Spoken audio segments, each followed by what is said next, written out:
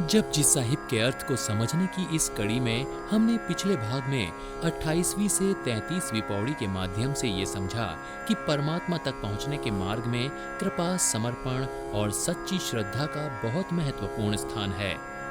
हमने जाना कि जब मनुष्य अहंकार को छोड़कर विनम्रता अपनाता है, तब वो सत्य के और निकट पहुंचता है। और ये भी समझा कि ये यात्रा केवल बाहरी नहीं, बल्कि भीतर की जागरूकता और आत्मशुद्धि की यात्रा है। तो आइए अब आगे बढ़ते हैं और जपजी साहिब की 34वीं से 37वीं पौड़ी के गहरे अर्थ को समझते हैं। जपजी साहिब की 34वीं पौड़ी से आध्यात्मिक प्रगति के 5 खंडों की यात्रा शुरू होती है। ये पहला पड़ाव है, जिसे धर्म खंड कहा जाता है। इसमें गुरु नानक देव जी समझाते हैं कि धरती हमारे लिए एक पाठशाला, एक स्कूल की तरह है, जहां हमें अपने कर्तव्यों को समझना है। राती रुती थिति वार, पवन पानी अग्नि पाताल। परमात्मा ने रातें, ऋतुएं, तिथियां और वार बनाए हैं। पवन, पानी, अग्नि और पाताल जैसी शक्तियां रची हैं। तिस विच धरती थाप रखी धर्मसाल। इन सब के बीच में उसने धरती को एक धर्मसाल यानी धर्म कमाने का स्थान या कर्तव्य की जगह के रूप में स्थापित किया है। ये धरती केवल भोगने के लिए नहीं, बल्कि सही कर्म करने के लिए है।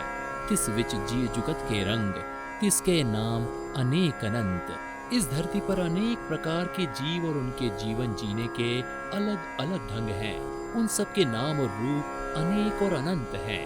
कर्मी कर्मी हुए विचार, सच्चा आप सच्चा दरबार। उस परमात्मा के सच्चे दरबार में हर जीव के कर्मों के आधार पर ही उसका फैसला होता है। वो स्वयं सत्य है और उसका न्याय भी अटल है।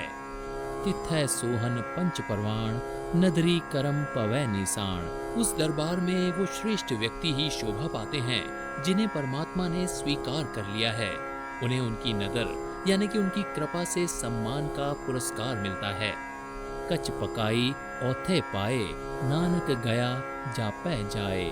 कौन सच्चा है और कौन झूठा, इसका असली फैसला वहीं जाकर पता चलता है। गुरु नानक देव जी कहते हैं, जब जीव वहां जाता है तब उसे अपने किए हुए कर्मों का असली फल दिखाई देता है। इस पौड़ी का सार ये है कि ये जीवन और ये धरती एक अवसर है कर्तव्य निभाने का, धर्म निभाने का। यहाँ हमारे कर्म ही हमारी पहचान है और अंत में उन्हीं के आधार पर हमारा फैसला होगा। जपजी साहिब की 35वीं पौड़ी में ज्ञान खंड की व्याख्या की गई है। जब मनुष्य अपने कर्तव्यों को समझ लेता है, तब उसे ईश्वर की रचना की विशालता का असली बोध होता है। धर्म खंड का एहो धर्म, ज्ञान खंड का आखो कर्म। धर्म खंड का कर्तव्य तो यही है कि इंसान अपने कर्मों पर ध्यान दे। अब ज्ञान खंड की अवस्था और उसके कर्मों के प्रभाव के बारे में सुनो। केते पवन पानी वै संतर, केते कान्ह महेश। ज्ञान खंड में प्रवेश करते ही समझ आता है कि यहाँ केवल एक नहीं, बल्कि अनगिनत पवन, पानी और अग्नि हैं। यहाँ अनगिनत कृष्णा हैं और शिव जैसे रूप हैं। केते बर में घाड़त घड़िए, रूप रंग के वेश। अनगिनत ब्रह्मा हैं जो अलग अलग रूपों, रंगों और वेशों वाली सृष्टि को घड़ रहे हैं। केत्या करम भूमि मेर केते, केते धूप देश। अनगिनत कर्म भूमियां यानी धरतियां हैं, अनगिनत मेरु पर्वत हैं और अनगिनत ध्रुव भक्त जैसे उपदेश देने वाले हैं। केते इंद्र चंद सूर केते, केते मंडल देश। अनगिनत चंद्रमा और सूर्य हैं और अनगिनत तारा मंडल और देश हैं। केते सिद्ध बुधनाथ केते, केते देवी वेश। अनगिनत सिद्ध पुरुष बुद्ध और नाथ हैं और अनगिनत ही देवियों के रूप और वेश हैं।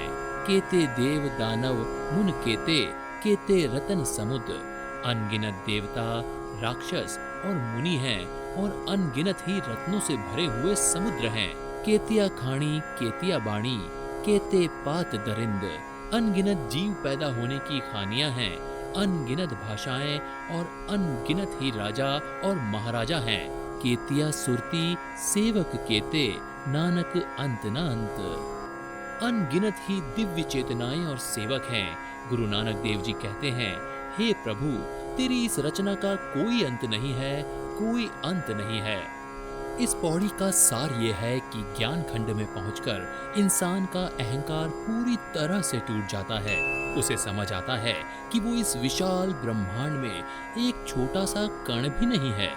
जब इंसान की हौमें या मैं खत्म होती है, तभी असली ज्ञान का प्रकाश शुरू होता है। जब जी साहिब की 36वीं पौड़ी में सरम खंड की व्याख्या की गई है, जब मनुष्य ज्ञान की विशालता को समझ लेता है, तब वो अपनी आत्मा को गढ़ने का कठिन पुरुषार्थ करता है। ज्ञान खंड में ज्ञान प्रचंड, तिथय नाद विनोद कोडनंद। ज्ञान खंड की अवस्था में ज्ञान का प्रकाश इतना प्रचंड होता है कि वहाँ केवल ईश्वरीय संगीत और करोड़ों प्रकार के आनंद का अनुभव होता है। सरम खंड की वाणी रूप, तिथय घाड़त घड़िए बहुत अनूप। इसके बाद आता है सरम खंड। यहाँ की मुख्य विशेषता रूप यानी सुंदरता है। इस अवस्था में मनुष्य के मन और आत्मा की ऐसी बनावट होती है जो बहुत ही अतुलनीय और सुंदर है। ताकिया गल्ला कथिया न जाहे, जे को कहे पीछे पछताए। उस अवस्था की बातों का वर्णन नहीं किया जा सकता। यदि कोई उसे शब्दों में कहने की कोशिश करे तो वो बाद में पछताता है, क्योंकि शब्द उस सुंदरता को बता ही नहीं पाते। तिथय घड़िए सुरत मत मन बुद्ध। वहाँ मनुष्य की सूरती यानी कि चेतना और सोच, मन और बुद्धि को दोबारा घड़ा जाता है, यानी वे पूरी तरह से शुद्ध और दिव्य हो जाते हैं। तिथय घड़िए सुरा सिद्धा की शुद्ध। वहाँ पहुंचकर मनुष्य को देवताओं और सिद्धों जैसी ऊंची सूझबूझ प्राप्त हो जाती है। इस पौड़ी का सार यह है कि सरम खंड वो अवस्था है जहाँ भक्त अपनी मेहनत और भक्ति से अपने स्वभाव को पूरी तरह बदल लेता है। उसका मन कांच से हीरा बन जाता है और उसके भीतर ईश्वरीय सुंदरता समा जाती है।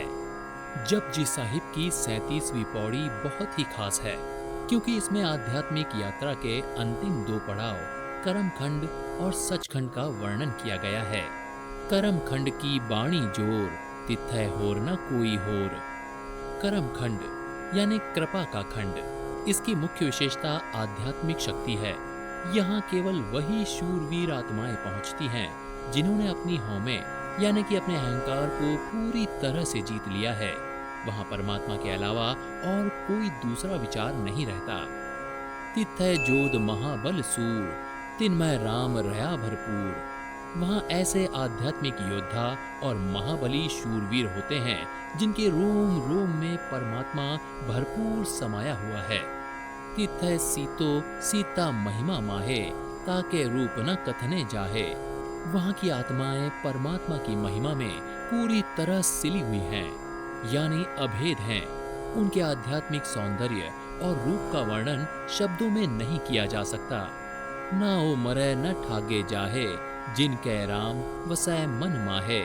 जिनके मन में परमात्मा बस जाता है, वे न तो आत्मिक रूप से कभी मरते हैं और न ही माया के द्वारा ठगे जाते हैं। तिथय भगत वसै के लोए, करे आनंद सच्चा मन सोए। जिनके हृदय में सत्य स्वरूप निरंकार परमात्मा वास करता है, वे आनंद प्राप्त करते हैं। सचखंड वसै निरंकार, कर कर वेखै नदर निहाल। अंतिम अवस्था है सचखंड, जहाँ स्वयं निराकार परमात्मा निवास करता है। वो अपनी रचना को रचकर अपनी कृपा दृष्टि से निहाल होकर उसे देखता है। तिथय खंड मंडल वर भंड, जेको कथैत अंत न अंत। वहाँ अनगिनत खंड मंडल और ब्रह्मांड समाये हुए हैं। यदि कोई उनका वर्णन करना चाहे तो उसका कोई अंत नहीं है। तिथय लो लो आकार, जिव जिव हुकुम तिवै तिवकार। वहाँ अनगिनत लोक और आकार हैं जो बिल्कुल वैसे ही कार्य कर रहे हैं जैसा परमात्मा का आदेश होता है। वेखै विगसै कर विचार, नानक कथना करड़ा सार। परमात्मा अपनी रचना को देखकर प्रसन्न होता है और उसका विचार करता है। गुरु नानक देव जी कहते हैं कि उस अवस्था का वर्णन करना लोहे के चने चबाने जैसा कठिन है। इस पौड़ी का सार यह है कि भक्ति की अंतिम मंजिल वही है जहाँ मनुष्य परमात्मा में लीन होकर खुद सत्य का स्वरूप हो जाता है। वहाँ न कोई दुख है, न मृत्यु, न माया, केवल अनंत आनंद और ईश्वर का हुक्म है।